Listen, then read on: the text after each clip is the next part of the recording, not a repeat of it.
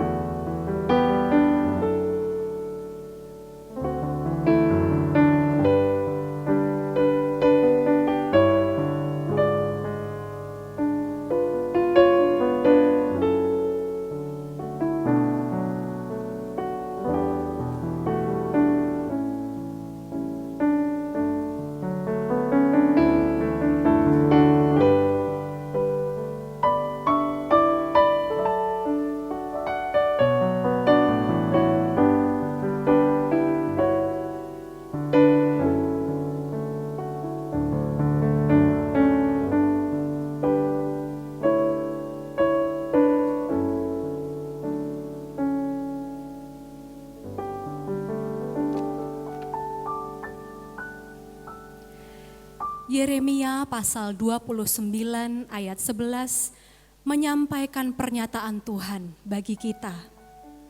Sebab aku ini mengetahui rancangan-rancangan apa yang ada padaku mengenai kamu.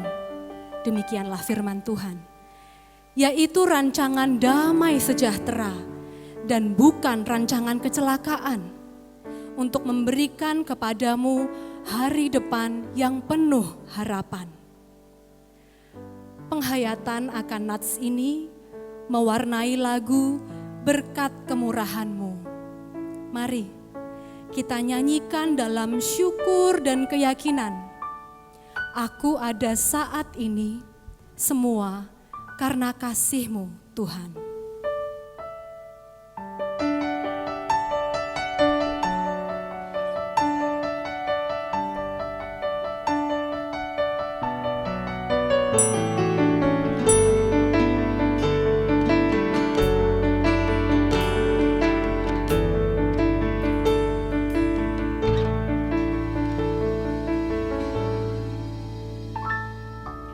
Kau hiasi kehidupanku dengan kemurahan-Mu.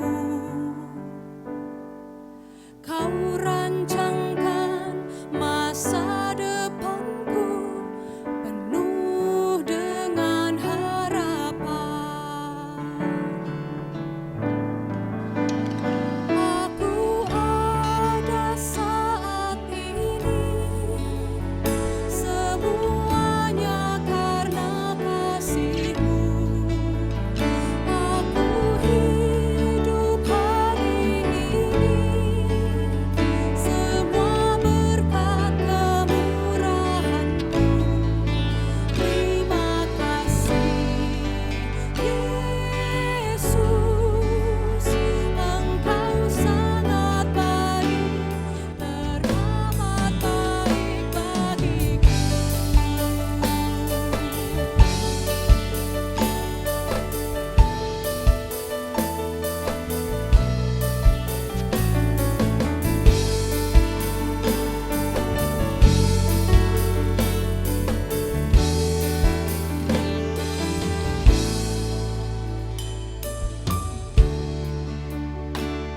Kehidupanku dengan kemurahan-Mu. Kau rancangkan masa depanku penuh dengan harapan.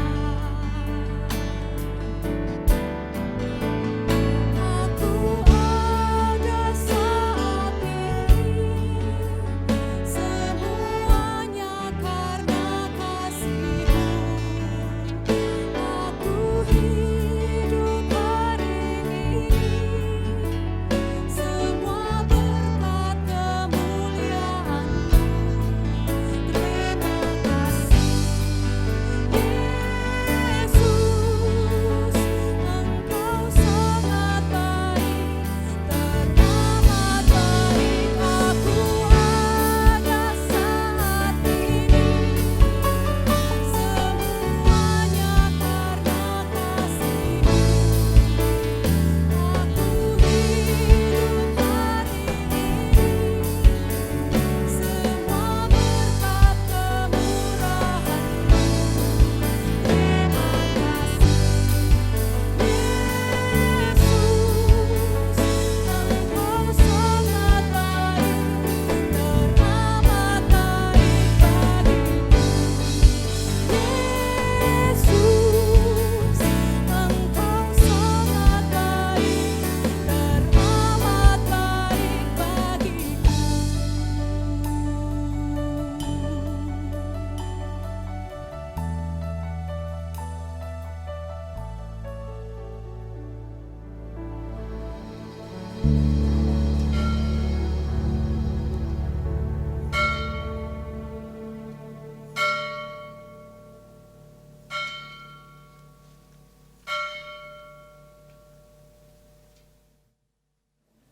Shalom, apa kabar keluarga GKI Gejayan dimanapun saudara berada?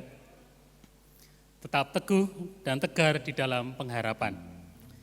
Mari kita mempersiapkan diri dan hati kita untuk mengikuti ibadah daring pada hari ini dengan mempersiapkan diri, mempersiapkan Alkitab kita, berpakaian rapi, duduk tenang bersama dengan keluarga hingga ibadah selesai.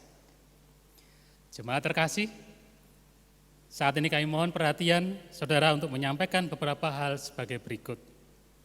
1. Ibadah Minggu tanggal 21 Juni 2020 dilaksanakan secara online atau daring pada pukul 8 pagi dan juga dapat didengarkan di Radio Petra pada pukul 12 siang hari ini. Yang kedua, mulai bulan Juni 2020, semua aktivitas gereja, baik itu persekutuan maupun pembinaan-pembinaan yang ada sebelum masa pandemi dilakukan sesuai hari masing-masing kegiatan secara online, namun waktunya dapat disesuaikan. Adapun kegiatan persekutuan dan pembinaan seperti yang tertera di dalam slide berikut ini.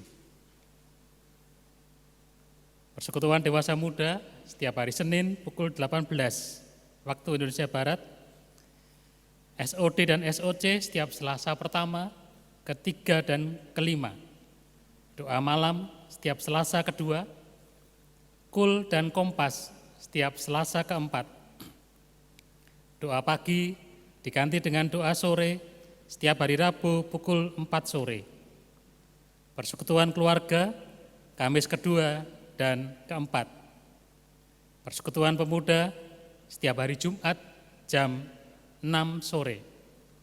Persekutuan remaja setiap hari Sabtu jam 4 sore. Ibadah anak setiap hari Minggu jam 10 pagi. Yang ketiga, program siaran Sapa Sahabat mulai bulan Juni dikhususkan untuk Sapa Sahabat anak dan dilaksanakan secara online setiap hari Rabu pukul 7 malam. Yang keempat, jemaat yang akan memberikan persembahan dapat memberikan persembahan melalui beberapa cara seperti yang tertera di dalam slide berikut ini.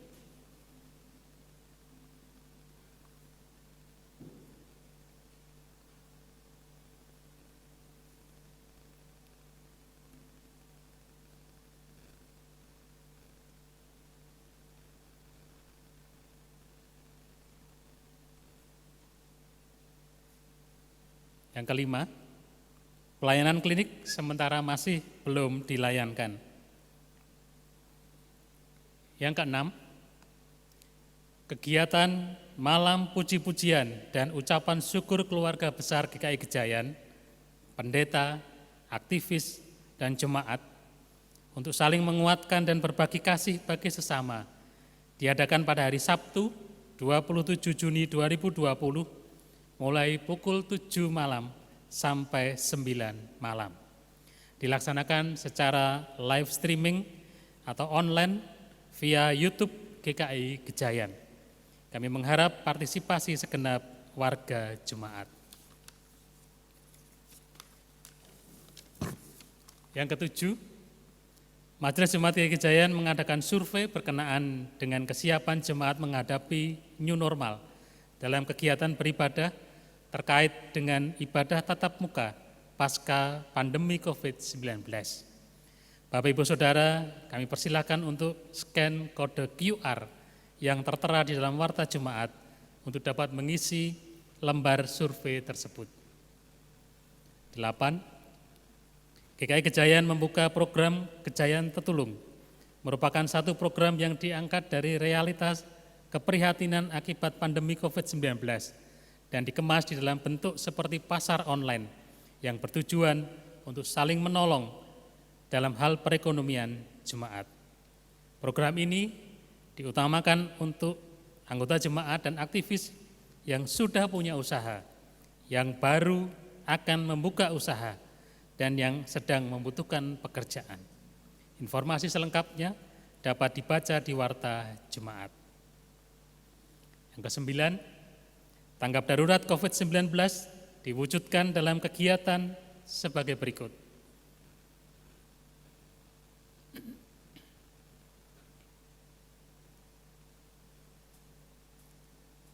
Apabila Bapak Ibu Saudara membutuhkan informasi lebih jauh, dapat menghubungi Saudara Esaul di nomor telepon 0857 4356 6779. Kami menantikan partisipasi Bapak Ibu Saudara sekalian. Yang ke-10, kantor gereja tetap buka sesuai dengan jam kerja yang tertera di dalam warta jemaat, dan Garden of Prayer juga tetap buka setiap hari mengikuti jam kerja kantor. 11, Majelis Jemaat GKI Kejayan menyerukan gerakan doa dan puasa untuk situasi kondisi saat ini, agar kiranya Tuhan berkenan memberkati, memelihara, dan menyertai kita umat manusia, sehingga kita sekeluarga tetap sehat dan tetap dapat beribadah dengan baik, dan penyebaran COVID-19 dapat dihentikan di seluruh dunia. Yang sakit, yang terpapar virus dapat dipulihkan, serta keadaan masyarakat, bangsa dan negara, dan seluruh dunia dapat dipulihkan kembali. Kebaktian pada pagi hari ini dengan tema Resiko di balik sebuah panggilan, dengan pelayan firman Pendeta Ratna Indah Widyastuti. Mari bersama dengan keluarga kita mempersiapkan hati kita untuk memuji dan mendengarkan firman Tuhan. Mari Bapak Ibu Saudara, kita memasuki saat teduh.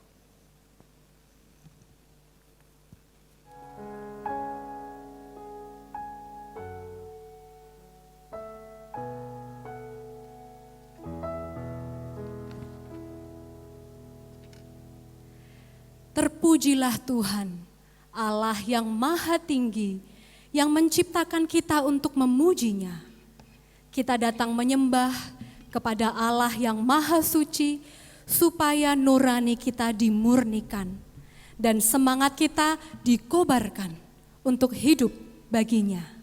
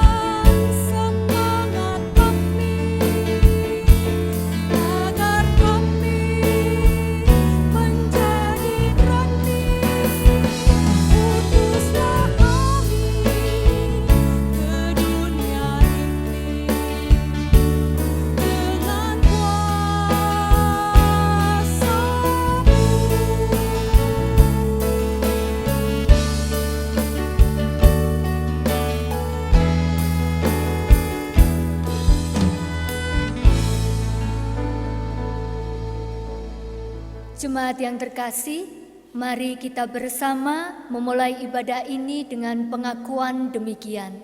Pertolongan kita adalah di dalam nama Tuhan yang menjadikan langit dan bumi, yang kasih setianya tetap untuk selama-lamanya, yang memelihara umat manusia di tengah segala pergumulan dan goncangan kehidupan.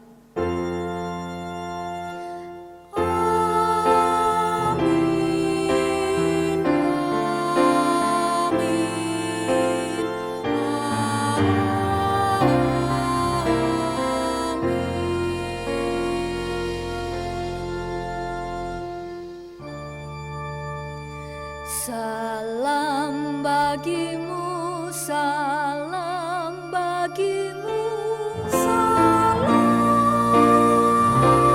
salam. Damai Kristus besertamu. Salam, salam.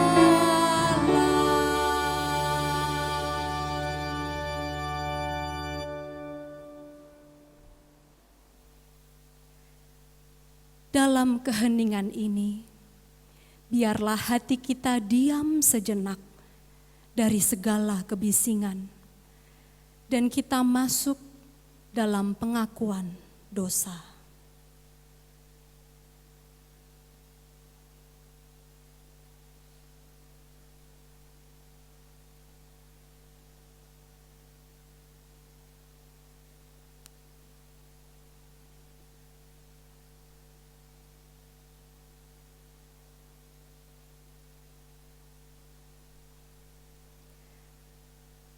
Selidikilah kami ya Allah, selamilah hati kami, ujilah dan ketahuilah pikiran kami.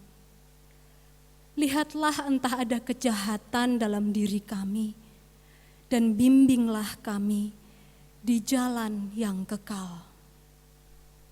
Amin. Jemaat yang terkasih, mari kita bersukacita menyambut berita anugerah dari Tuhan sebagaimana tertulis di dalam Mazmur pasal 145 ayat 8 hingga ayatnya yang ke-9. Tuhan itu pengasih dan penyayang, panjang sabar dan besar kasih setianya. Tuhan itu baik kepada semua orang dan penuh rahmat terhadap segala yang dijadikannya. Demikianlah berita anugerah dari Tuhan. Syukur kepada Allah.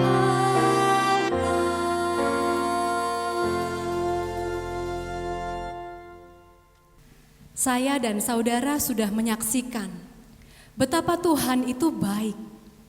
Tidak ada respon yang lebih sempurna daripada syukur yang mengalir dalam setiap aspek hidup kita.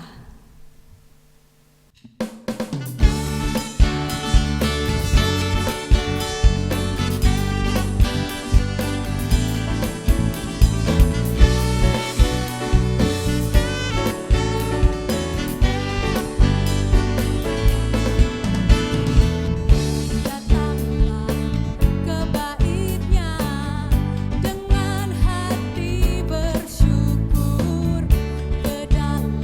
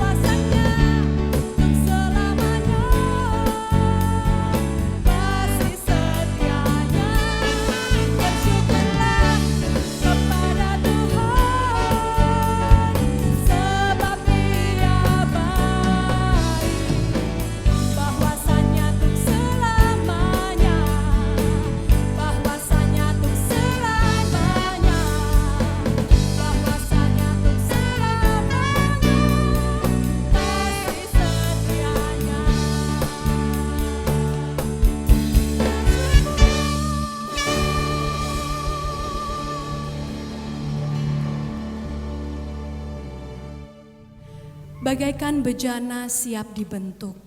Demikian hidup kami siap dibentuk dan dipakai Tuhan.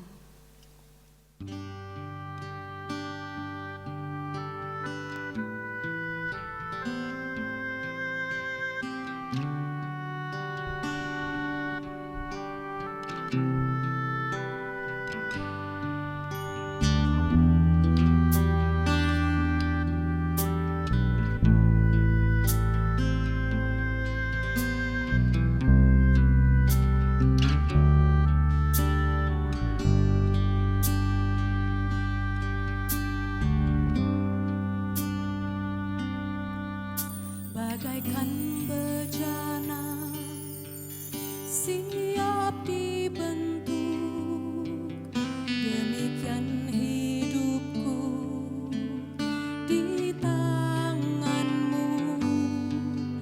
Dengan urapan kuasa Roh-Mu, ku dibaharui selalu. Jadikan ku Allah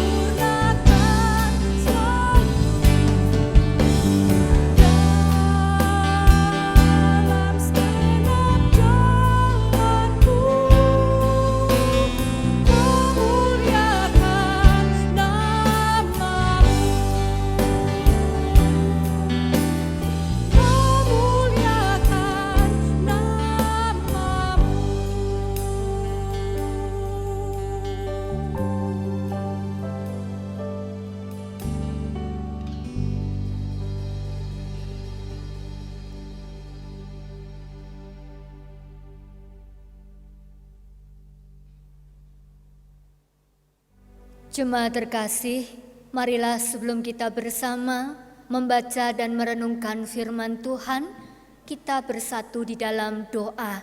Kita mohon pertolongan dari Roh Kudus untuk memampukan dan menolong kita di dalam kita membaca dan merenungkan firman-Nya. Mari kita berdoa. Tuhan Yesus, ini kami anak-anak-Mu.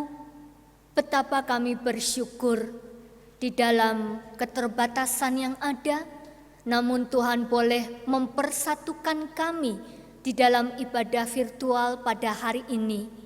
Tuhan berkati setiap kami dari rumah kami masing-masing, dari tempat kami masing-masing. Kalau kami bersama akan membaca dan kembali merenungkan firman-Mu, Tuhan kiranya memberkati setiap kami dengan kuasa Roh Kudus-Mu. Mampukan kami ya Tuhan, agar kami tidak hanya mengerti, memahami akan firman-Mu, tetapi kami juga dimampukan untuk boleh melakukannya di dalam keseharian kami. Tuhan memberkati, menolong, dan juga melengkapi hamba-Mu yang akan menguraikan kebenaran firman-Mu. Biarlah setiap hal yang akan disampaikan, semuanya seturut dengan kehendak Bapa di sorga. Di dalam nama Tuhan Yesus Kristus, Sang Firman yang hidup, kami berdoa. Amin. Kitab Yeremia pasal 20 ayat 7 sampai dengan ayat 13. Kitab Yeremia pasal 20 ayat 7 sampai dengan ayat 13. Engkau telah membujuk aku ya Tuhan, dan aku telah membiarkan diriku dibujuk. Engkau terlalu kuat bagiku, dan engkau menundukkan aku. Aku telah menjadi tertawaan sepanjang hari. Semuanya mereka mengolok-olokkan aku. Sebab setiap kali aku berbicara, terpaksa aku berteriak, terpaksa berseru, kelaliman, aniaya. Sebab firman Tuhan telah menjadi cela dan cemooh bagiku sepanjang hari. Tetapi apabila aku berpikir, aku tidak mau mengingat Dia dan tidak mau mengucapkan firman lagi demi namanya. Maka dalam hatiku ada sesuatu yang seperti api yang menyala-nyala, terkurung dalam tulang-tulangku. Aku berlelah-lelah untuk menahannya, tetapi aku tidak sanggup. Aku telah mendengar bisikan banyak orang. Kegentaran datang dari segala jurusan. Adukanlah dia. Kita mau mengadukan dia. Semua orang, sahabat karibku, mengintai apakah aku tersandung jatuh. Barangkali ia membiarkan dirinya dibujuk, sehingga kita dapat mengalahkan dia dan dapat melakukan pembalasan kita terhadap dia. Tetapi Tuhan menyertai aku seperti pahlawan yang gagah. Sebab itu, orang-orang yang mengejar aku akan tersandung jatuh, dan mereka tidak dapat berbuat apa-apa. Mereka akan menjadi malu sekali, sebab mereka tidak berhasil. Suatu noda yang selama-lamanya tidak terlupakan. Ya Tuhan semesta alam, yang menguji orang benar, yang melihat batin dan hati, biarlah aku melihat pembalasan-Mu terhadap mereka, sebab kepadamu-lah kuserahkan perkaraku. Menyanyilah untuk Tuhan, pujilah Tuhan, sebab Ia telah melepaskan nyawa orang miskin dari tangan orang-orang yang berbuat jahat. Demikianlah sabda Tuhan. Syukur kepada Allah.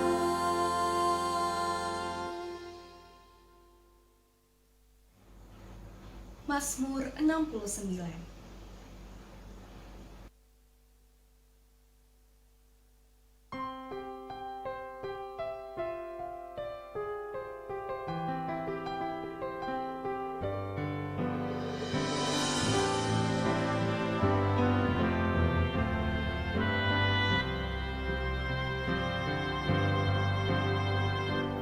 Datanglah kepadaku, tebuslah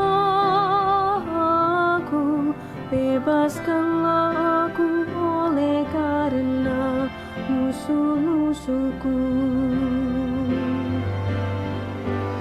Datanglah kepadaku, tebuslah aku, bebaskanlah aku oleh karena musuh-musuhku. Sebab oleh karena Engkaulah ku menanggung celah, dan noda meliputi mukaku. Aku sudah jadi orang luar bagi saudara-saudaraku, orang asing bagi anak-anak ibuku. Datanglah kepadaku, tebuslah aku, bebaskanlah aku oleh karena musuh-musuhku. Sebab cinta untuk rumahmu menghanguskan aku, dan kata-kata yang mencela Engkau telah menimpaku. Aku meremuka diriku dengan berpuasa, tapi itu pun menjadi celah bagiku. Datanglah kepadaku, tebuslah aku, bebaskanlah aku oleh karena musuh-musuhku.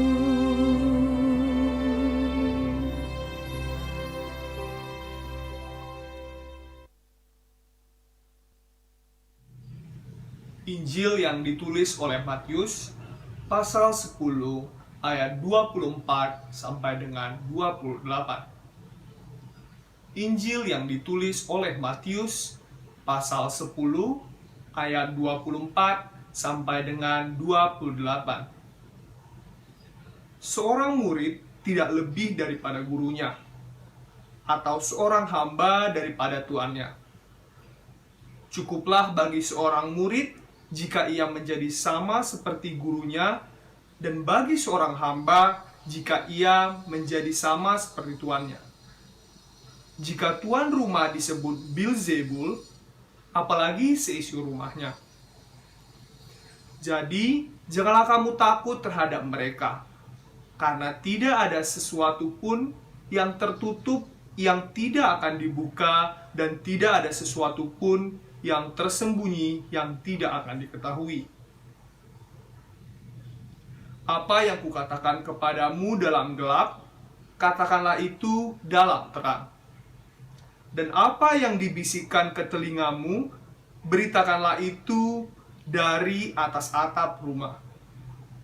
Dan janganlah kamu takut kepada mereka yang dapat membunuh tubuh, tetapi yang tidak berkuasa membunuh jiwa.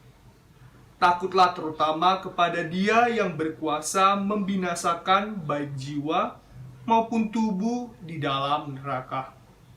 Demikianlah Injil Yesus Kristus. Berbahagialah saudara yang menerima berita Injil, menyimpan dalam hati dan menerapkannya dalam hidup setiap hari. Haleluya.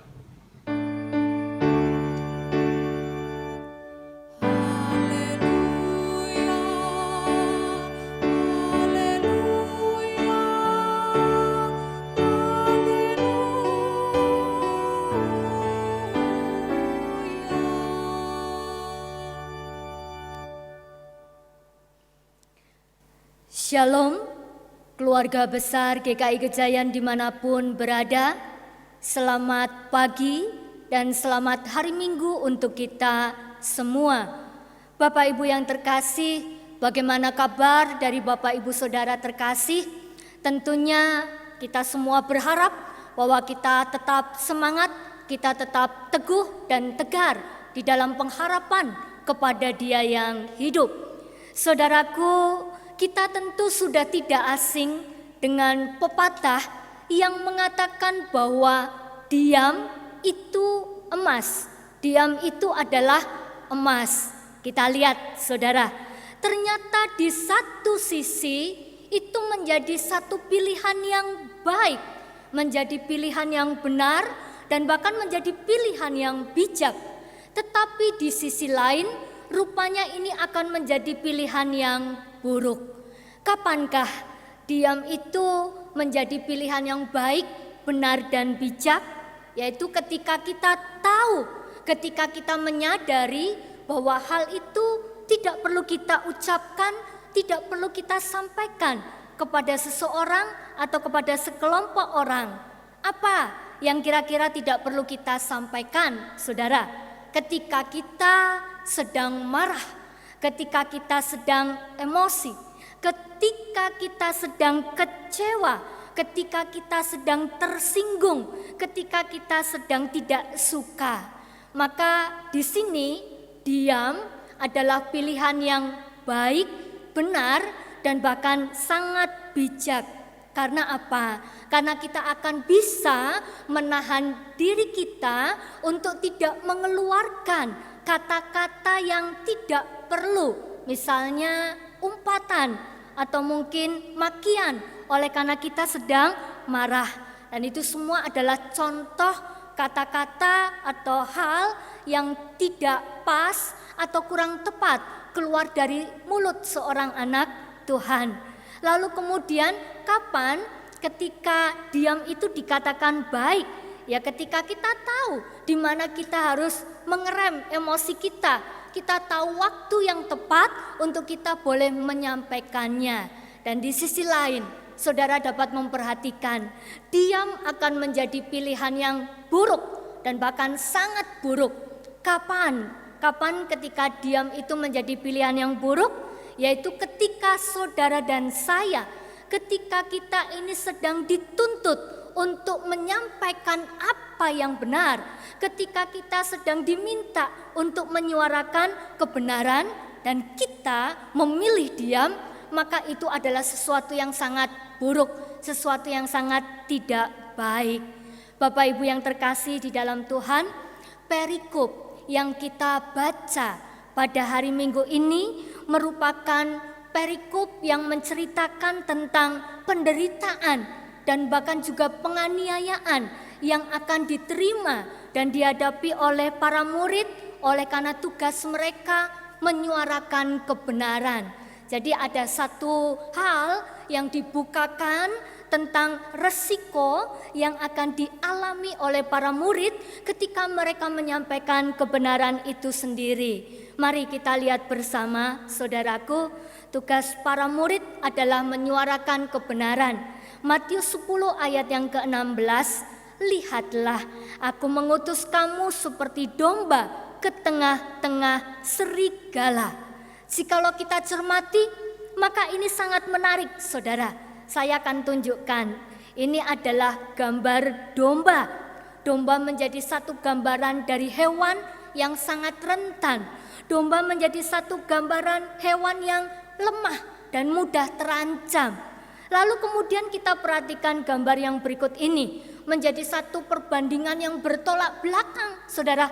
Ketika kita melihat serigala, serigala itu terlihat sebagai binatang yang penuh dengan kelicikan, sebagai binatang yang penuh dengan ancaman, saudara. Nah, mari kita renungkan bersama. Dan Tuhan mengutus para murid seperti domba ke tengah-tengah serigala, hidup di tengah-tengah serigala. Mungkin kita akan bertanya, apakah ini tidak salah? Apakah ini benar? Dia mengutus para muridnya di tengah-tengah serigala. Jawabannya ini, saudara, ya. Jawabannya benar, tidak salah. Tuhan Yesus mengutus para muridnya seperti domba ke tengah serigala. Dia tidak sedang mengutus para muridnya ke padang rumput yang hijau. Dia tidak sedang mengutus para muridnya ke air yang tenang, tetapi dia sedang mengutus para muridnya hari ini, saudara dan saya, di tengah serigala. Dan ini menjadi satu pergumulan yang cukup menarik, saudara.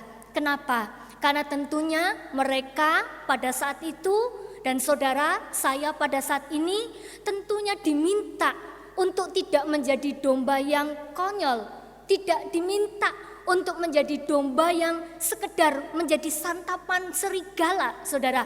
Kita tidak sedang diminta menjadi domba yang tidak peduli, tetapi justru di tengah ancaman kita semua diajak menjadi domba yang cerdik dan juga domba yang berani. Bapak Ibu yang terkasih di dalam Tuhan, oleh karena itu Tuhan Yesus mengajak mereka untuk mengenali bahwa di dalam tugas mereka, di dalam panggilan mereka ada ancaman-ancaman yang harus mereka kenali. Apa saja itu, saudara? Kita akan melihatnya satu persatu. Yang pertama itu adalah ancaman dari dalam, saudara. Ancaman internal. Ya, walaupun itu tidak terlihat, tetapi di sana digambarkan dia seperti Beelzebul. Dan jikalau kita mau buka kamus Alkitab kita di bagian belakang, maka di sana dijelaskan Beelzebul itu adalah nama iblis. Dan dia sebagai kepala roh-roh jahat dan juga setan-setan. Jadi betapa luar biasa ternyata ancaman itu digambarkan tidak jauh dari diri mereka. Tetapi ancaman itu ada justru di dalam diri mereka. Beelzebul menjadi satu gambaran dari kuasa yang jahat, kuasa yang besar yang bisa mempengaruhi manusia, mempengaruhi para murid untuk menyimpang dari tujuan yang sudah Tuhan tetapkan dalam kehidupan mereka pada saat itu. Ada satu peristiwa yang mau ditunjukkan, saudara.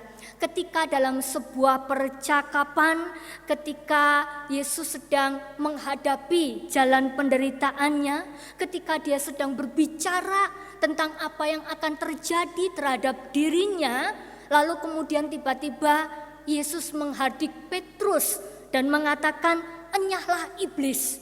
Saudara, mengapa demikian, saudara? Karena kelihatannya apa yang diucapkan Petrus itu baik. Apa yang diucapkan oleh Petrus itu begitu manis. Apa yang disampaikan Petrus menunjukkan bahwa ia sangat mengasihi Yesus. Tetapi Tuhan Yesus tahu, ya, walaupun itu tampaknya perhatian, namun sesungguhnya itu adalah hasutan dari iblis untuk mengalihkan Yesus dari tugas dan panggilannya untuk menebus dosa manusia. Bapak Ibu yang terkasih, di sini kita melihat bahwa ternyata Beelzebul punya cara kerja yang sangat luar biasa dan kita harus memahaminya pada saat ini. Dia mampu membelokkan hati untuk tidak setia, saudara. Dia mampu menggoda kita, dia mampu menghasut kita. Jadi sekalipun dia tidak mematikan tubuh kita, tetapi dia bisa melakukan banyak hal ini, saudara. Dia akan melumpuhkan panggilan kita, dia akan melumpuhkan pikiran kita, dia juga akan mematikan iman kita di dalam Tuhan. Oleh karena itu saudara, di sini kita perlu waspada. Iblis punya 1000 cara. Iblis punya 1000 strategi untuk dia boleh melakukan gerakannya yang mematikan. Bapak Ibu yang terkasih di dalam Tuhan, ini adalah ancaman yang pertama yang perlu kita sadari bersama. Ancaman yang ada di dalam kehidupan para murid pada saat itu juga menjadi ancaman yang sama yang ada di dalam kehidupan saudara dan saya sampai dengan hari ini. Iblis tidak pernah lelah untuk menggoda kita. Iblis tidak pernah lelah untuk menghasut kita. Caranya banyak sekali saudara. Ketika kita diminta untuk menyuarakan kebenaran, maka mungkin dia akan membelokkan hati kita. Oleh karena kita sadar bahwa ada resiko yang besar di balik semua yang akan kita sampaikan. Iblis juga bisa bekerja membuat kita menjadi takut, menjadi malas, dan masih ada begitu banyak hal yang lainnya. Lalu kemudian yang kedua adalah hal eksternal, faktor eksternal, ancaman dari luar yang disampaikan di dalam Matius 10 ayat yang ke-28. Di sana digambarkan sebagai pembunuh tubuh. Jika kita baca sesuai dengan teks dan konteksnya pada saat itu saudara, maka ancaman pembunuh tubuh itu sedang berbicara tentang orang-orang yang pada saat itu memiliki kekuasaan untuk memang membunuh tubuh. Biasanya ini ada pada diri pemimpin yang mempunyai kekuatan, yang mempunyai kuasa, yang mempunyai power. Dan ini sungguh nyata terjadi di dalam kehidupan para murid pada saat itu. Mereka bukan tidak mungkin akan menemui penderitaan, bahkan sangat mungkin mereka akan mengalami penganiayaan ketika mereka sedang menyuarakan kebenaran firman Tuhan. Nah, saudaraku yang terkasih di dalam Tuhan, hal ini pun saat ini ada di dalam kehidupan saudara dan saya. Bahwa ancaman eksternal itu nyata, ancaman eksternal itu ada. Tapi mungkin hari ini tidak membunuh tubuh secara fisik saudara. Tetapi ada begitu banyak hal yang dilakukan oleh orang-orang yang saat ini mungkin mereka tidak suka atau tidak sepakat, tidak sepemahaman dengan kita. Mereka bisa melakukan berbagai cara dengan gerakan-gerakan mereka sehingga kita tidak mampu hidup di tengah himpitan. Bapak Ibu yang terkasih, bagaimana kita menyikapi dua ancaman ini? Sebenarnya cara yang bisa kita gunakan itu sangat mudah. Kalau kita melihat sebuah taman itu menjadi taman yang indah, maka taman itu harus dirawat, taman itu harus dijaga, taman itu harus dipelihara. Yang rumput harus diambil, yang rumput harus disiangi. Demikian juga dengan kehidupan saudara dan saya.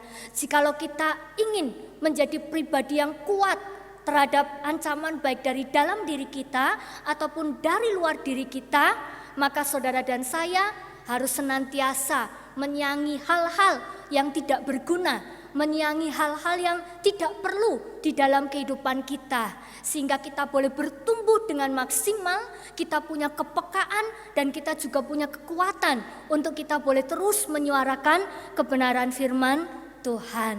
Saudaraku yang terkasih, di sini kita diajak untuk tidak fokus pada ancaman itu. Kita tidak diajak untuk fokus pada ancaman, karena ancaman itu justru akan membawa kita kepada ketakutan. Ancaman itu bukan tidak mungkin akan membuat kita menjadi gentar dan kita akan mundur secara teratur. Oleh karena itu kita diajak justru fokus pada perutusan kita.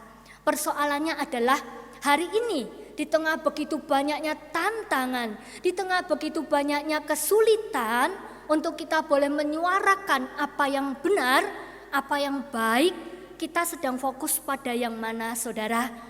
Ya, firman Tuhan mengajak kita supaya kita fokus pada tugas perutusan kita.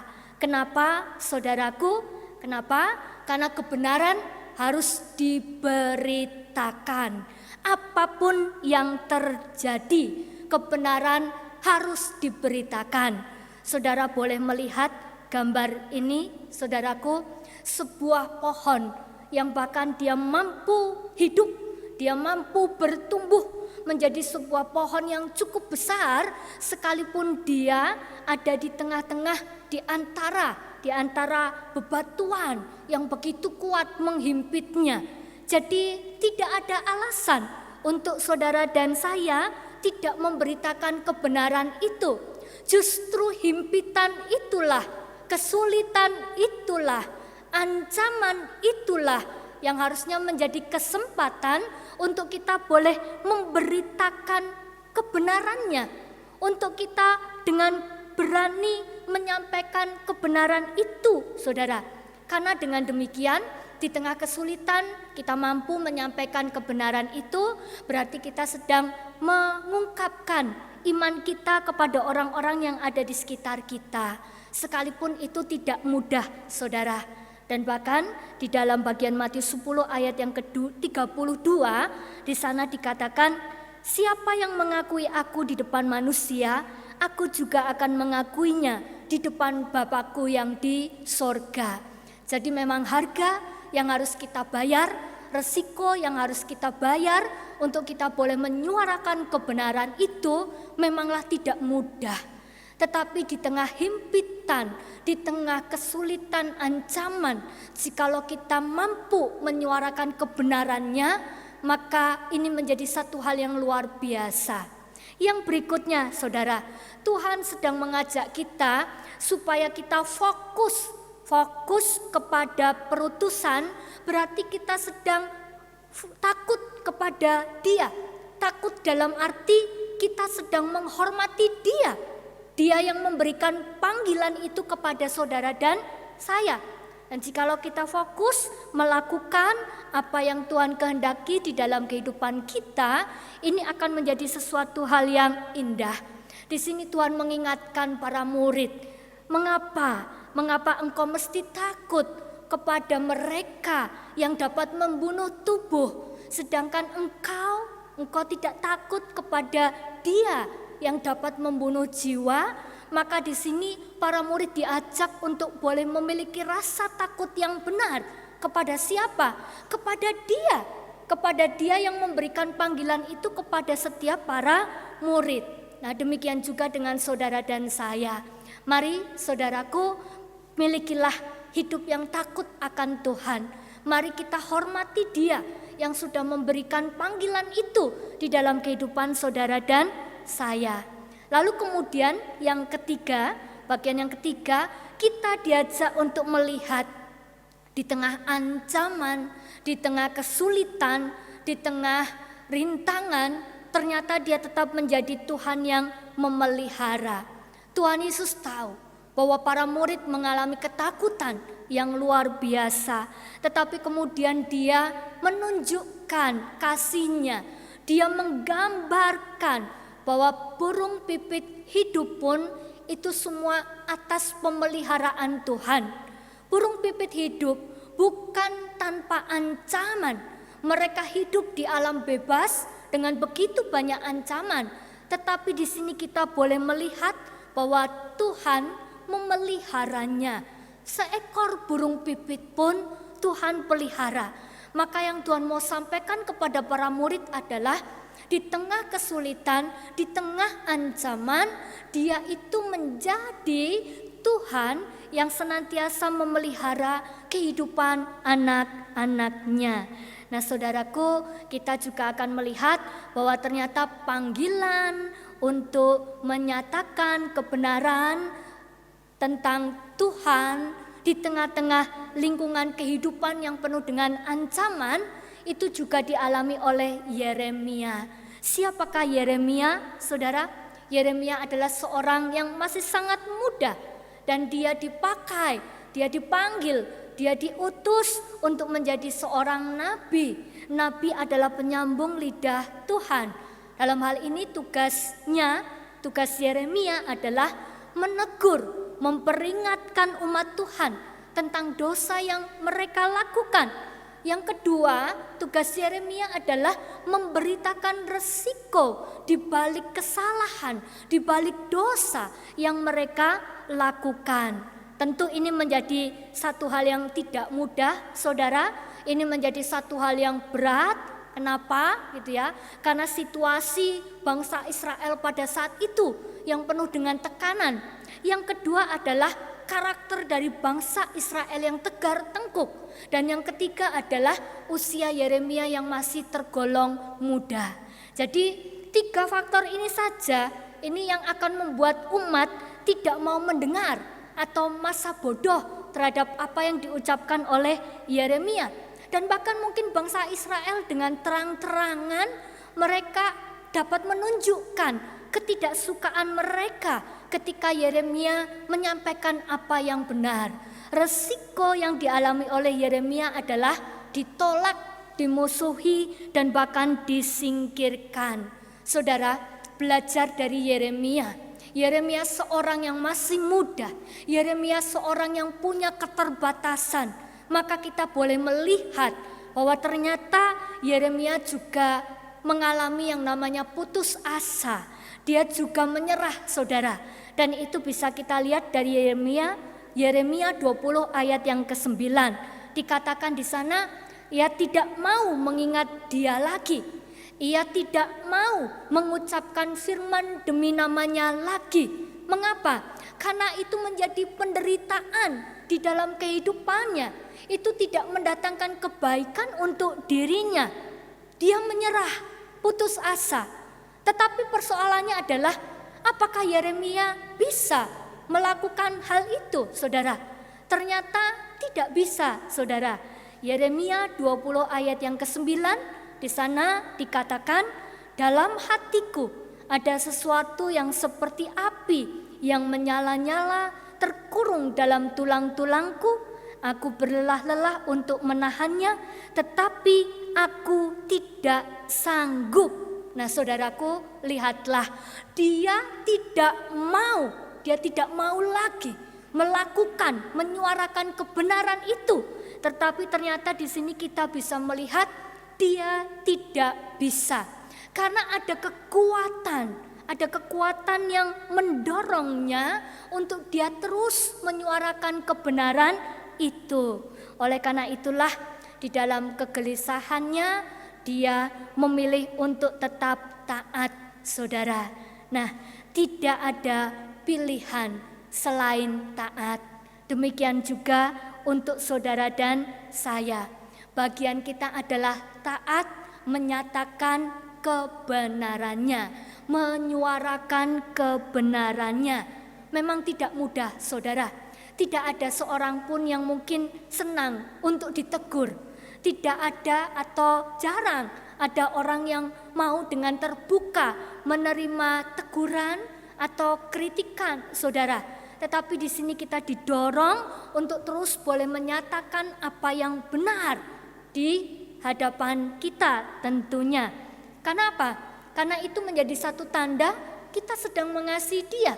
Kita tidak sedang membuat dia semakin terperosok di dalam dosa dan di dalam kesalahannya. Oleh karena itu, saudara, kita perlu memperhatikan beberapa hal ketika kita harus menyuarakan kebenaran itu. Apa itu, saudara? Yang pertama, cintailah panggilanmu. Ya, kalau kita sadar bahwa dia memilihmu, memilih saudara dan saya untuk menyuarakan kebenaran, maka tidak ada jalan lain selain kita harus mencintai panggilan itu. Kalau kita cinta, maka kita akan melakukan itu dengan penuh sukacita, dengan penuh sukarela, saudara. Yang kedua, di dalam menyatakan kebenarannya, kita sedang diajak untuk belajar cerdik seperti ular, tulus seperti merpati.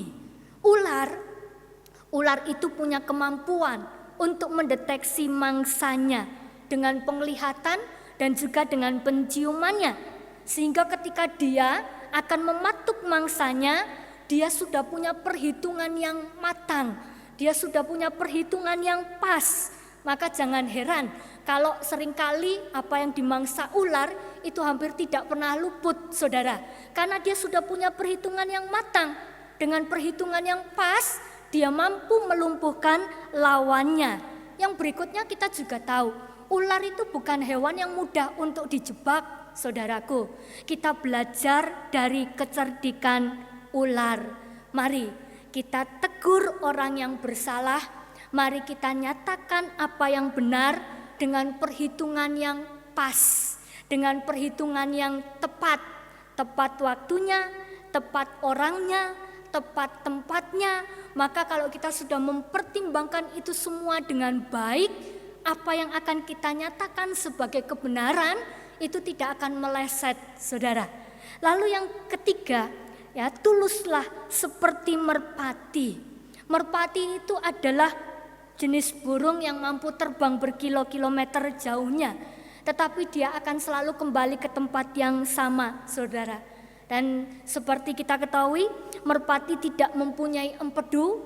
Ini menjadi simbol bahwa tidak ada akar kepahitan, atau tidak akan dibiarkannya kepahitan itu tinggal di dalam hatinya. Merpati menjadi simbol dari cinta, menjadi simbol dari ketulusan. Jadi kita diajak untuk menyatakan apa yang benar, menegur yang salah itu di dalam cinta, di dalam kasih. Kalau kita menegur di dalam cinta, kalau kita menegur di dalam kasih, maka ini yang akan terjadi, saudara. Kita tidak akan ambiar kalau teguran kita ditolak, saudara. Kita tidak akan lalu kemudian ambiar ketika kita dibenci, ketika kita disingkirkan. Kita tidak akan putus asa, kita tidak akan menyimpan kepahitan ketika orang lain menyingkirkan kita. Nah inilah, saudaraku, cukup menarik sekali. Tuhan tidak mengharapkan saudara dan saya menjadi domba yang lemah. Tuhan juga tidak mengatakan jadilah serigala berbulu domba supaya hidupmu aman di tengah-tengah serigala. Tuhan juga tidak meminta kita menjadi serigala yang ganas. Tidak. Tuhan memanggil dan mengutus kita seperti domba di tengah serigala, mampu hidup berdampingan dengan ancaman-ancaman yang ada di sekitar kita. Dan yang berikutnya adalah dalam kita menyampaikan kebenaran, waspada, saudara, bahwa ternyata sekarang ada begitu banyak hal yang palsu. Kebenaran pun bisa dipalsukan. Sebagaimana kita tahu, barang yang asli dengan barang yang tidak asli, barang yang KW, mungkin bisa kita perhatikan bahwa mungkin perbedaannya itu sangat tipis sekali. Maka kita harus waspada. Jangan sampai yang kita beritakan itu bukan kebenarannya. Nah, bagaimana kita bisa menyampaikan apa yang asli?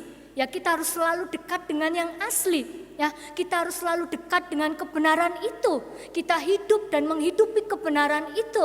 Maka otomatis apa yang akan kita sampaikan itu adalah kebenaran yang dari Tuhan. Lalu kemudian yang berikutnya, yang kelima adalah jangan takut dengan resiko yang ada. Kita tahu ada resiko dan ancaman. Kita harus sadar bahwa kita tidak bisa melakukan tugas dan panggilan kita seorang diri. Kita membutuhkan Dia. Maka ketika Dia mengutus saudara dan saya seperti domba di tengah-tengah serigala, Tuhan sedang meminta supaya saudara dan saya terus mengandalkan Tuhan, bukan mengandalkan diri kita sendiri. Dan yang selanjutnya adalah tetaplah setia pada panggilanmu. Sekalipun resiko besar itu menghadang di depan mata, maju terus, pantang mundur.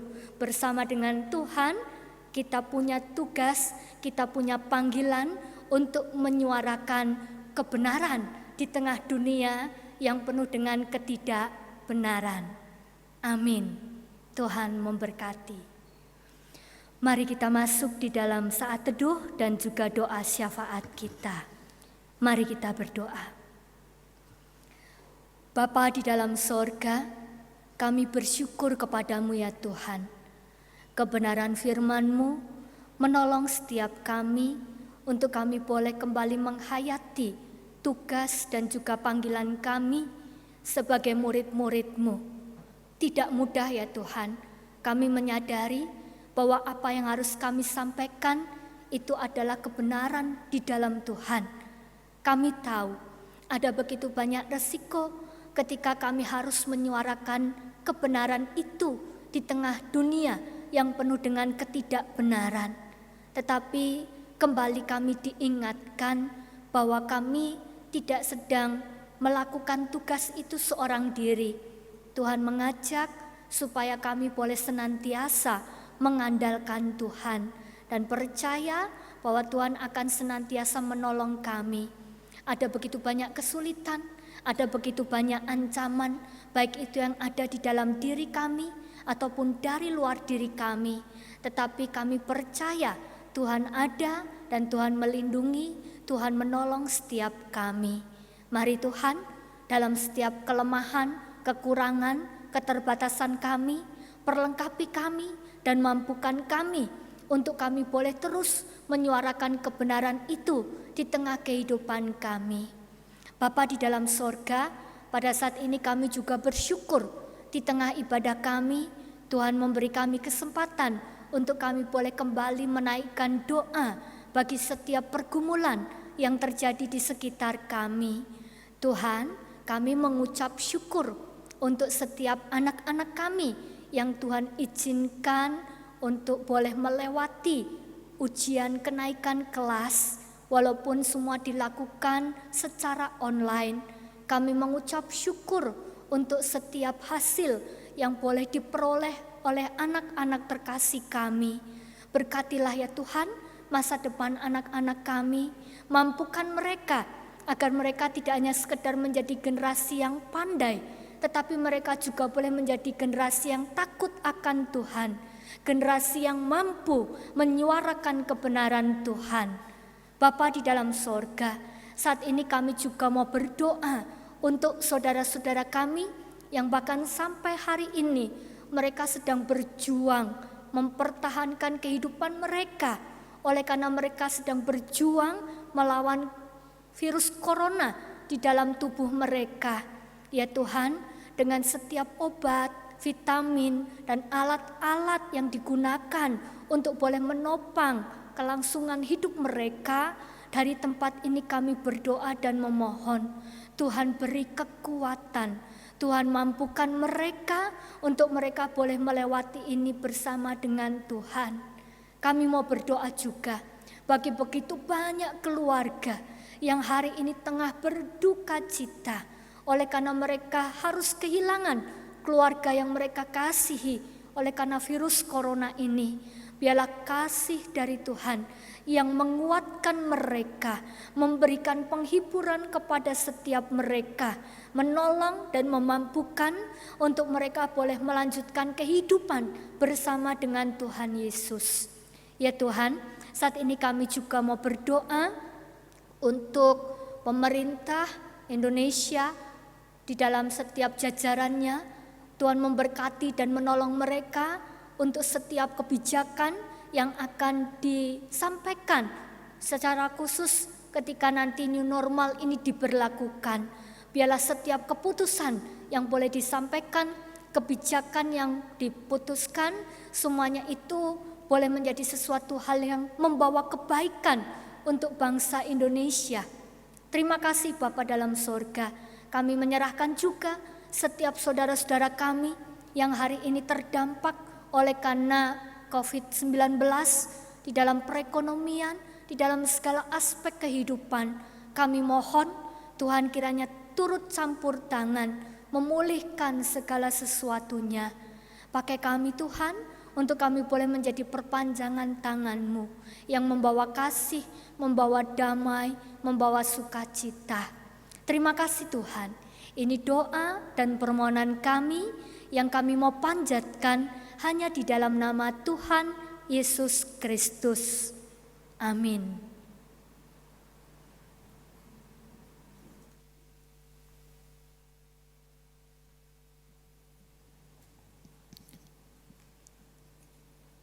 Jemaat yang dikasihi Tuhan, Bapak Ibu, Saudara-saudari, dimanapun Bapak Ibu berada, mari kita perbarui iman percaya kita kepada Tuhan dengan kita bersama-sama mengikrarkan pengakuan iman rasuli yang demikian. Aku percaya kepada Allah, Bapa yang Maha Kuasa, Khalik langit dan bumi, dan kepada Yesus Kristus, anaknya yang tunggal Tuhan kita, yang dikandung dari Roh Kudus, lahir dari anak darah Maria, yang menderita sengsara di bawah pemerintahan Pontius Pilatus, disalibkan, mati dan dikuburkan, turun ke dalam kerajaan maut. Pada hari yang ketiga, bangkit pula dari antara orang mati, naik ke surga, duduk di sebelah kanan Allah, Bapa yang Maha Kuasa, dan dari sana ia akan datang untuk menghakimi orang yang hidup dan yang mati. Aku percaya kepada Roh Kudus, gereja yang kudus dan am, persekutuan orang kudus, pengampunan dosa, kebangkitan orang mati dan hidup yang kekal. Amin. Jemaat yang dikasihi Tuhan, sekalipun tidak berkumpul di gedung gereja ini, kita bisa terus terlibat dalam pekerjaan Tuhan melalui gerejanya dengan persembahan yang kita kumpulkan. Hal nyata yang bisa kita lihat saat ini adalah gebetan COVID-19 yang sudah dan akan terus dikerjakan oleh tim aksi sosial GKI Ngejayan. Mari kita mempersembahkan kualitas persembahan yang terbaik melalui mentransfer persembahan tersebut ke rekening sebagai berikut. Memasukkan persembahan tersebut ke brankas atau kotak persembahan yang berada di lobi belakang GKI Ngejayan. Bisa juga menitipkan persembahan tersebut ke kantor gereja. Jika jemaat memerlukan bantuan, silahkan menghubungi ke nomor telepon 0274 560 774. Mari kita mengumpulkan persembahan dengan mengingat firman Tuhan yang diambil dari Matius 5 ayat 23 sampai 24. Sebab itu, jika engkau mempersembahkan persembahanmu di atas mezbah dan engkau teringat akan sesuatu yang ada dalam hati saudaramu terhadap engkau, tinggalkanlah persembahanmu di depan mezbah itu dan pergilah berdamai dahulu dengan saudaramu, lalu kembali untuk mempersembahkan persembahanmu itu. Selamat mempersembahkan yang terbaik bagi Tuhan. Padamu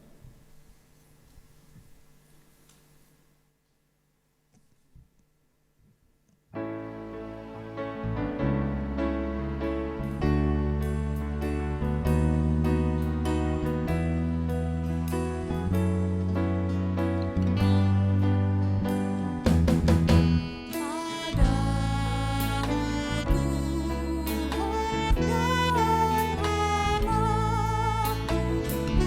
Allah,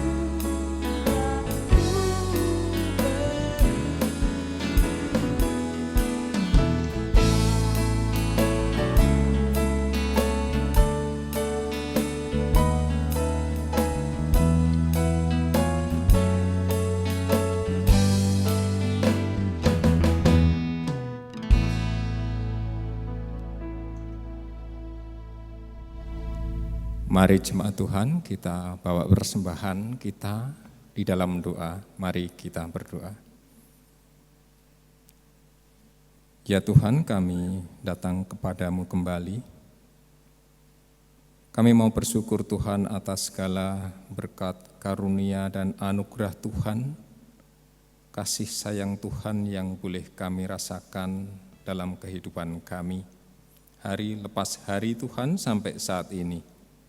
Terima kasih Tuhan atas pemeliharaan-Mu buat kami, di dalam kehidupan keluarga, di dalam pekerjaan, di dalam studi, di dalam segala aktivitas Engkau menyertai kami. Terima kasih. Sebagai ungkapan syukur kami Tuhan, kami sudah mengumpulkan persembahan. Kiranya Tuhan memberkati, menyucikan persembahan yang sudah terkumpul.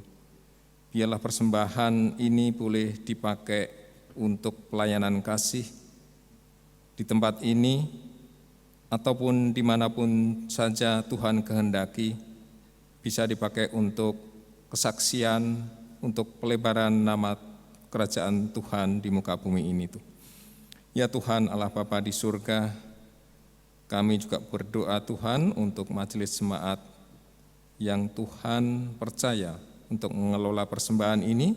Tuhan berikan hikmat, biarlah apa yang dipakai, apa yang dikerjakan, kebijakan yang diambil di dalam pengelolaan persembahan ini hanya untuk kemuliaan nama Tuhan dan rasa takut kepada Tuhan.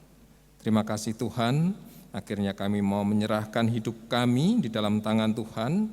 Hari-hari ke depan, biarlah Tuhan menolong dan memampukan kami untuk mempersembahkan tubuh kami sebagai persembahan yang hidup, yang kudus, dan yang berkenan kepada Engkau. Terima kasih Tuhan. Inilah doa ucapan syukur kami Tuhan. Hanya di dalam nama Tuhan kami Yesus Kristus kami berdoa dan mengucap syukur. Amin. Dunia memberi tawaran, bahkan tekanan, tapi kita dapat tetap teguh untuk menyatakan dalam terang siapa Allah. Dan karena itu kita berani menjalani panggilan kita.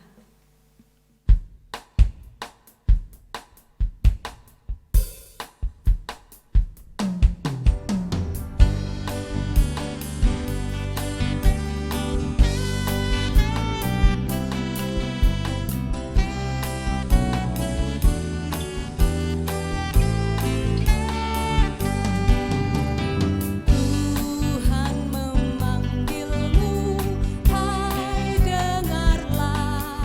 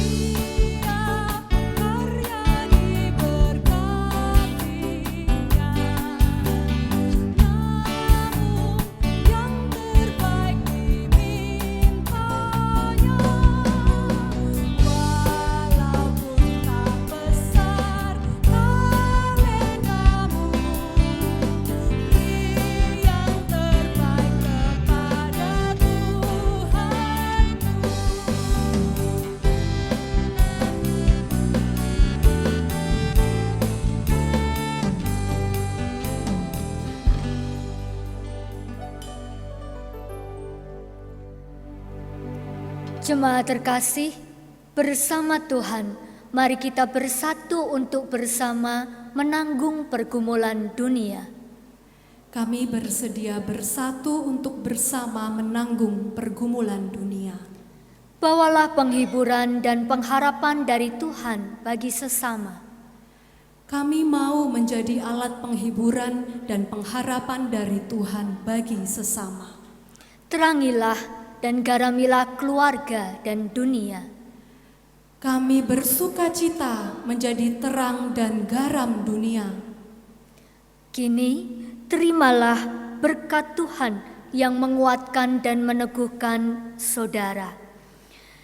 Allah, sumber pengharapan, memenuhi saudara dengan segala sukacita dan damai sejahtera dalam iman saudara, supaya oleh kekuatan Roh Kudus, saudara berlimpah-limpah di dalam pengharapan dan dimampukan untuk senantiasa setia di dalam menjalani panggilan saudara untuk menyuarakan kebenaran di tengah dunia ini dari hari ini sampai selama-lamanya. Amin.